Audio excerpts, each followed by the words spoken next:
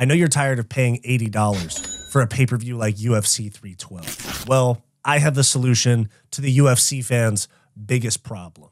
UFC's new broadcast partner starting in 2026. The UFC has been in negotiations with Netflix along with Amazon Video and ESPN for their broadcast rights deal in 2026 because their current deal with ESPN Plus ends at the end of 2025. I have speculated multiple times on this channel that Netflix was going to be the location for them, and it's starting to look like that's the case. As you see right here, posted by Home of Fight, but the source is E. Richter and the New York Post, Netflix is rumored to be the UFC's new broadcast partner if no renewal agreement between UFC and ESPN is reached by the end of the year. Now, this is honestly a rumor that I've been hoping would come true because I think that this is the solution to many, many UFC fans' problems.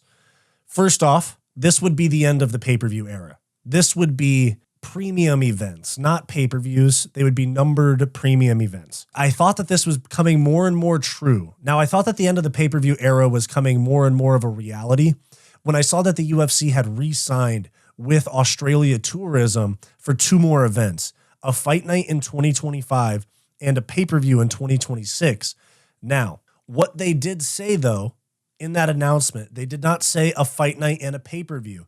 They said a fight night in 2025 and a UFC premium event in 2026. We have secured a UFC fight night and another premium UFC event next year. Obviously, right now, a premium event is a pay-per-view.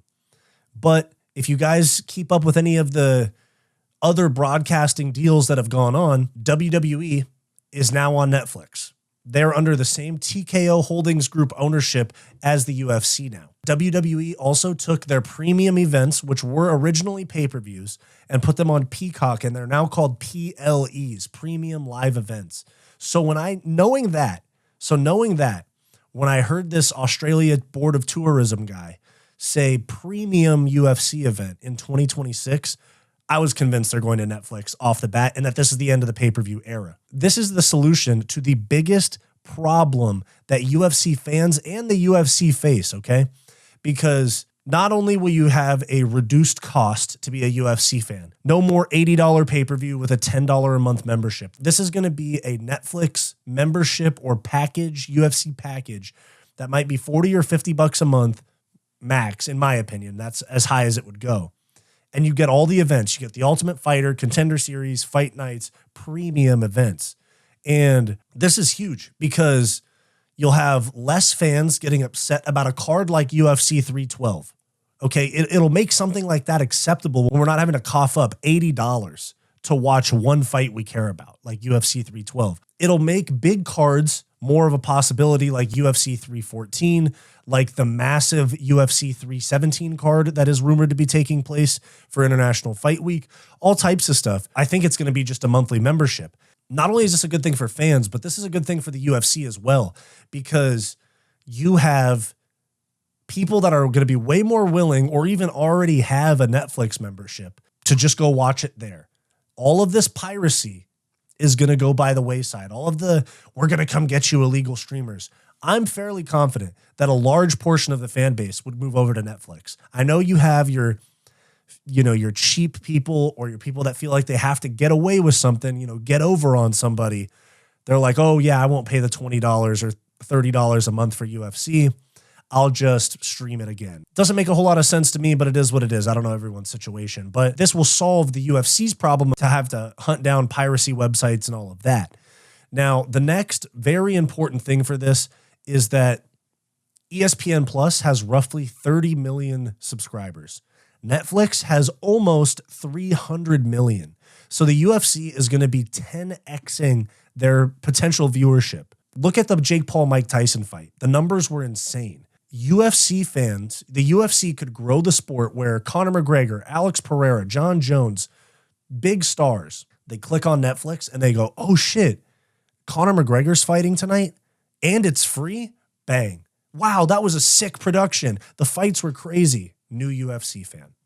And you didn't have to go through the whole go to a friend's house that knows UFC and is willing to pay for the pay-per-view and all of that. It's good. This is really, really good for the sport. Now, there's a little bit of a concern there because if they don't have to sell pay-per-views, there's potentially the issue of pay-per-view points that are paid out for sales, that are paid out to champions for pay-per-view sales. They'd have to come up with a new metric for that. And also, one of the TKO executives actually said that he'd like that they do more Apex events, which I really, really hope they don't do. So I actually had to come back and add a little bit to this video. As you can see right here, this is Ariel Helwani explaining some of the not so insider details about UFC wanting to leave ESPN for Netflix. Okay, the first is UFC wants to be on Netflix, see WWE deal. The second, UFC wouldn't be happy if their UFC 313 pay-per-view couldn't be purchased, which did happen for the Alex Pereira fight. Some people arguing that ESPN is sabotaging the UFC on their way out of a deal with them. And C, ESPN wouldn't be happy with the recent offerings, see lack of star power. And that brings in this post from good friend of the channel, Fight Wave, pointing out, and I double-checked this, I fact-checked this is not a meme. Stake now has sponsorships on UFC YouTube videos. Stake logos on official UFC videos now. Pay-per-views must be in the effing gutter. Now, I fact-checked it, that's true. Back to what Ariel Helwani said. You know what all this means? If this was 2 years ago, all good, status quo. But since we are in a contract year, I say the UFC does everything in its power to get Aspinall Jones done. They need that jolt. And that type of jolt, along with Alex Pereira getting the belt back potentially, and them making the following 3 fights happen this year: Jones Aspinall, DDP versus Khamzat Chimaev, and Ilia Topuria versus Islam Makhachev. If they can make all of those happen, they're going to be getting billions on billions for their deal going into 2026. So Netflix is absolutely the move. Guys, we have a solution to the UFC's biggest problem. Like literally, this is the solution that we've been waiting for with pay-per-views and card quality. This is it. This could be fucking massive, and the sport could blow up even further to get in front of 10x the audience to where they watch it live. Like this would be big time stuff. So let me know your thoughts down below. What are your feelings about the potential end of the pay-per-view era for the UFC?